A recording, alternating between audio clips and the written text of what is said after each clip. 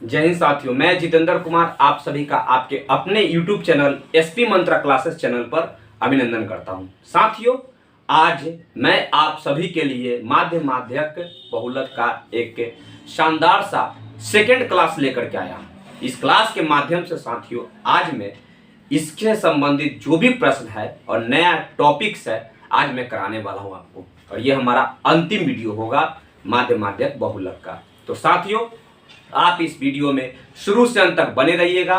इससे पहले कि आप हमारे इस चैनल पर नए व्यूवर है और चैनल को आपने सब्सक्राइब नहीं किया है तो बस थोड़ा देर और वेट कीजिए। साथियों, इस क्लास को देखिएगा, कैसा आपको लगता है, आपके दिल और दिमाग में एक नया सा नशा छा जाएगा गणित के प्रति। तो हमेशा याद रखिएगा, आपको गणित से आज लगाव हो ही जाएगा।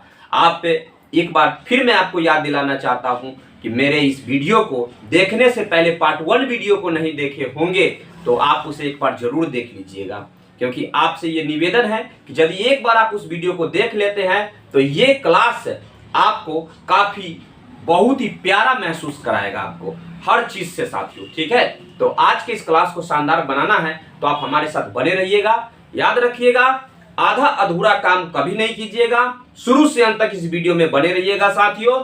और तब देखिए, वीडियो यदि अच्छा ना लगेगा ना तो जीवन में फिर मेरा कभी भी वीडियो मत देखिएगा साथियों। इस क्लास को और याद रखिए, आपके रेलवे के एग्जाम में, आपके एसएससी में इससे प्रश्न आते हैं साथियों, हमेशा दिमाग में सेट करके रखिएगा। और आपके 2 नंबर 1 से 2 नंबर तक आपको फिक्स है कि आएंगे और आप अच्छी तरह से प्रश्न को नस्ते नाबूद कर दीजिएगा। तो साथियों, शुरुआत करता हूं, बने रहिए आप हमारे साथ। चलिए इस क्लास को भी शानदार बनाते हैं। देखिएगा, सबसे पहली बात मैं आपको एक चीज बता देना चाहता हूं, आप जरा सा समझिएगा।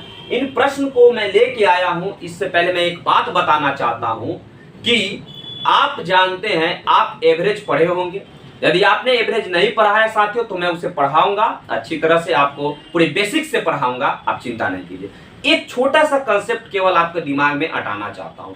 एवरेज में पढ़ना है कि योग बराबर होता है एवरेज इंटू संख्या। योग बराबर क्या होता है? एवरेज इंटू संख्या। संख्या को n से डिनोट करते हैं, ठीक है। तो एवरेज, ये योग बराबर क्या हो जाता है साथियों? ये हो जाता है एवरेज इंटू n हो जाता है। बात की गहराई समझ में आ रहा है आपको मैं क्या कहना चाहता हूं? समझ में आ रहा है साथियों? तो ये होता है। तो ठीक उसी प्रकार से मैंने आपको फर्स्ट वीडियो में बताया था कि एवरेज ही एक प्रकार का माध्य होता है, या माध्य एक प्रकार का एवरेज होता है। क्लियर है? तो हम क्या करेंगे, यहाँ पे लिख सकते हैं ना कि योग बराबर क्या हो जाएगा? माध्य इंटू संख्या या n। ये साथियों मैं आपको समझाना चाहता था, आप समझ चुके हैं इस बात को। तो ये जानने की जरूरत है और इसी पे हम लोग आज प्रश्न को हल करेंगे। और एक नई बातों को आज हम लोग, एक टॉपिक और है हमारा जिसका नाम है विचलन गुणांक और विचलन से संबंधित प्रश्न का। इसके बारे में भी थोड़ा आप कंसेप्ट जान ही लीजिए। याद रखिएगा, यदि माध्य आपको दिया हो, उसके बाद विचलन दिया हो साथियों, विचलन दिया हो, तो हमें कहता है कि विचरण गुणांक, क्या कहता है? विचरण गुणांक क्या होगा साथियों?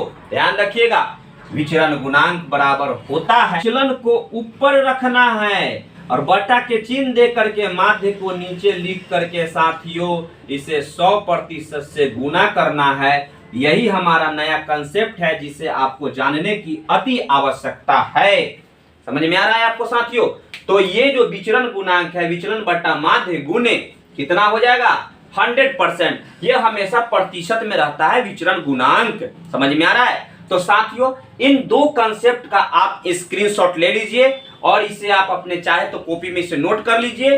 और इसी पर आज हमारा खेल होने वाला है। और देखिएगा, इस क्लास को बहुत ही शानदार बनाऊंगा। जीवन में कभी भी आपको माध्यक बहुलक से संबंधित इस टॉपिक से कहीं दिक्कत होने की संभावना कतई नहीं रहेगी साथियों। याद रखिएगा, ये क्लास आपके दिमाग में और दिल में छप जाएगा, एकदम मोहर की तरह छप जाएगा।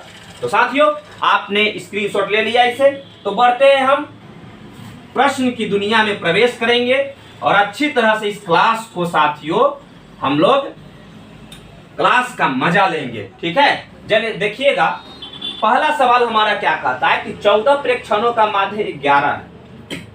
प्रेक्षण मतलब क्या हो, आंकड़ा कह सकते हैं या वस्तुएं की संख्या कह सकते हैं, कुछ भी हो सकता है। ठीक है, तो 14 प्रेक्षणों का माध्य 11 दिया हुआ है। कहता है इनमें एक प्रेक्षण और जोड़ा जाता है, क्लियर है, और नया माध्य 12 हो जाता है तो 15वां प्रेक्षण ज्ञात करें। बात की गहराई समझिएगा, बहुत आसान सवाल है साथियों, देखिएगा गौर से। 14 प्रेक्षणों का माध्य कितना है, 11, तो प्रेक्षण हो गया क्या, ये हम इसका योग निकाल लेंगे, समझिएगा। ये हो गया क्या, योग बराबर क्या होता है, सो बताइए, माध्य, यही ना, अगुणे संख्या, तो माध्य कितना है 11, अगुणे संख्या कितना है 14, क्लियर है।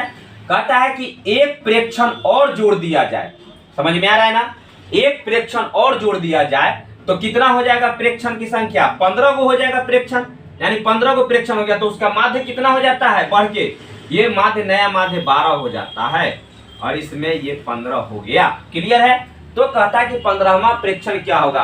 तो साथियों एक बात बताइए, 14 को प्रेक्षण दिया हुआ था, एक और प्रेक्षण बढ़ गया और उसका भी माध्य, दोनों का माध्य दिया हुआ है, तो बताइए 14 को अगर घटा देते हैं 15 को में तो लास्ट वाला प्रेक्षण का 15वां का तो निकल जाएगा ना, समझ में आ रहा है। तो 14 को का घट गया तो लास्ट वाला का निकल जाएगा, तो हम इसको घटा देंगे, ये क्या हो गया, समझ में आ रहा है, ये माध्य गुणे क्या हो जाएगा, संख्या, योग हो गया टोटल, संख्याओं का योग हो गया टोटल, ये भी माध्य गुणे संख्या, संख्याओं का योग हो गया टोटल, इसमें से 14 को घट जाएगा तो लास्ट वाला 15वां का मान निकल जाएगा। ये क्या होगा, 15 दूना 30, 15 3 18 माइनस 14 के 4 हासिल 1, 14 1 15, घटाएंगे तो क्या होगा, 10 में से 4 गया तो 6, ये बचा कितना, ये 7, 7 में से 5 गया तो 2, यानी 26 इज द राइट आंसर होगा। साथियों समझ में आया आपको, क्या हो जाएगा, 26 इज द राइट आंसर। कहीं कोई समस्या है, कोई दिक्कतें हैं क्या, मुझे नहीं लगता है कि कोई दिक्कत हुआ होगा साथियों, समझ में आ रहा है। तो चलिए बढ़ते हैं, इसका अगर आंसर दिया हुआ है तो ऑप्शन ए हमारा परम सत्य उत्तर हो जाएगा। ठीक है साथियों, अब हमारा सेकंड सवाल क्या कहता है, जरा गौर से देखिएगा, ये भी लग रहा है किसी किस तरह मिलता जुलता है साथियों, समझ में आ रहा है। तो चलिए इसे भी हम लोग हल करेंगे। देखिएगा, कहता है 12 प्रेक्षणों का माध्य दिया हुआ है 15, 12 प्रेक्षणों का माध्य दिया हुआ है 15, क्लियर है। इनमें से एक प्रेक्षण और जोड़ा जाता है, इनमें से एक प्रेक्षण को और जोड़ा जाता है तो नया माध्य 16 हो जाता है, यानी 12 को प्रेक्षण था तो अब हो गया कितना, 13 को, तो नया माध्य कितना हो गया, 16 हो गया। साथियों बात की गहराई समझ में आ रहा है आपको। तो कहता है 16 प्रेक्षण हो जाता है तो 13वां क्या होगा। देखिए आप देख रहे हैं कि 12 को था तो माध्य उतना था, एक बढ़ गया तो 13 को हो गया, तो 13 को में से 12 को वाला घटा दीजिए, संख्याओं का योग को घटा दीजिए तो लास्ट वाला तो मिल जाएगा 13वां वाला ना।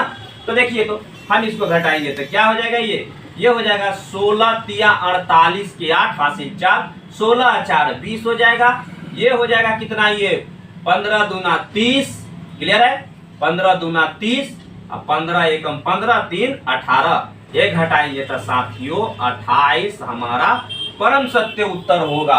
ऑप्शन डी हमारा आंसर हो जाएगा दूसरे सवाल का।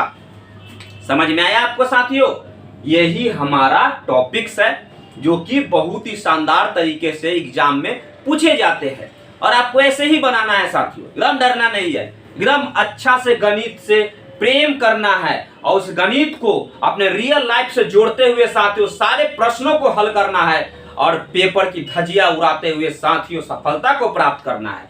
तो चलिए अब हम लोग तीसरे सवाल की ओर प्रस्थान करते हैं।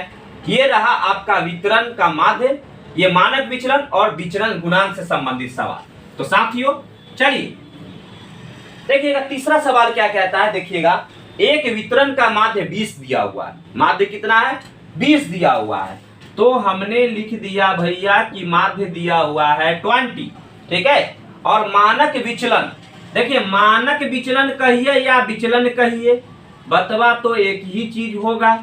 मानक विचलन क्या दिया हुआ है, ये देखिएगा 4 दिया हुआ है, तो कहता है कि विचरण गुणांक निकालिए, तो हमें कहा है विचरण गुणांक निकालिए। आप जानते हैं कि विचलन गुणांक बराबर क्या होता है। पहले रखते हैं विचलन को, तो विचलन रखिएगा 4 और बट्टा में आएगा क्या, माध्य। माध्य आएगा 20 और गुना करते हैं कितना से हो, 100% से। 4 पचे 20 और 5 दूना 10 यानी 20 पचे 100 यानी साथियों क्या हो जाएगा, 20% हमारा परम सत्य उत्तर हो जाएगा। जरा ऑप्शन को देखिए, बी नंबर आंसर हो जाएगा। क्लियर है, समझ में आ रहा है? इसका भी स्क्रीनशॉट ले लीजिए साथियों। चलिए बढ़ते हैं अब अगले सवाल की ओर। ठीक है, चलिए हमारा चौथा सवाल क्या कहता है, इसकी भावनाओं को समझते हुए साथियों हम लोग इस पर निष्कर्ष निकालेंगे। देखिएगा, एक बंटन का माध्य 21 है, एक बंटन का माध्य 21 है, मानक विचलन 7 है, तो विचरण गुणांक ज्ञात करिए। बतबा सेम है भैया। देखिए विचरण गुणांक बराबर क्या हो जाएगा, मानक विचलन 7 दिया हुआ है, बंटन का माध्य दिया हुआ है 21। तो देखिए माध्य को रखते हैं नीचे और ऊपर में रखते हैं विचलन को जो कि है 7। और यहाँ होता है विचरण गुणांक बराबर के चिन्ह देते थे और यहाँ पर गुना 100% लिखते थे। समझ में आया? यानी माध्य हो गया नीचे, विचलन हो गया ऊपर और विचरण गुणांक निकालना है। 7 से कट जाएगा 3 बार में, 100 बट्टा में 3%, इसी को बोल सकते हैं 33.33%। यही हमारा परम सत्य उत्तर हो जाएगा। आग लगा के देख लीजिए, ऐसे आपको आएगा।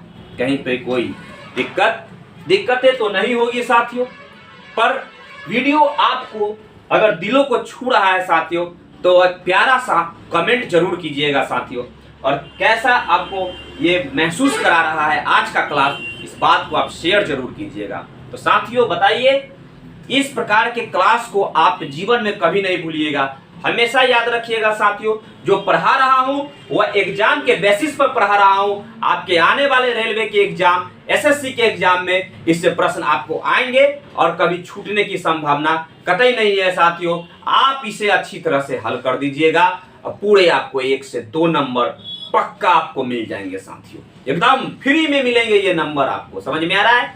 इतना आसान सा टॉपिक है हमारा। तो साथियों आज के क्लास को यहीं पे विराम देता हूं।